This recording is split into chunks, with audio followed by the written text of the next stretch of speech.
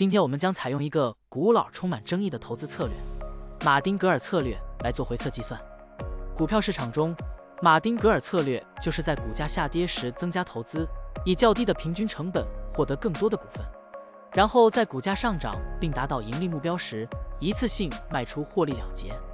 如此周而复始，持续跟踪股价操作。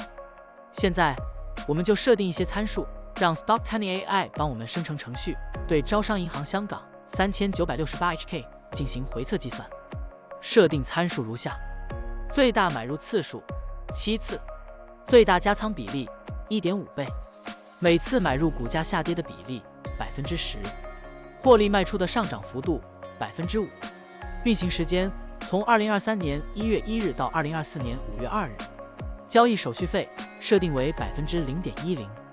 好了，按照上面的设定，程序运行的结果是累计交易14次，期末持仓价值104679.73元，盈利 4.68%， 相比持仓不动，多盈利 24.57%。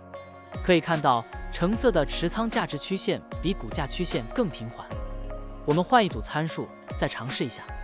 最大买入次数5次，最大加仓比例 1.5 倍，每次买入股价下跌的比例 8%， 获利卖出的上涨幅度 3%， 这样就可以得到新的回测结果。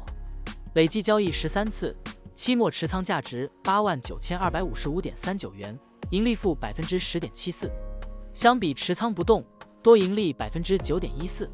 股票的波动特性不一样，盈利效果就不同，参数设定不同，盈利效果也会不同。怎样找到最优的组合呢？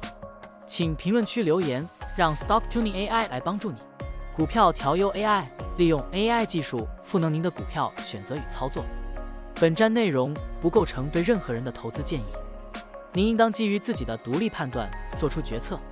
扫描二维码获取文字稿，欢迎点赞、评论、转发。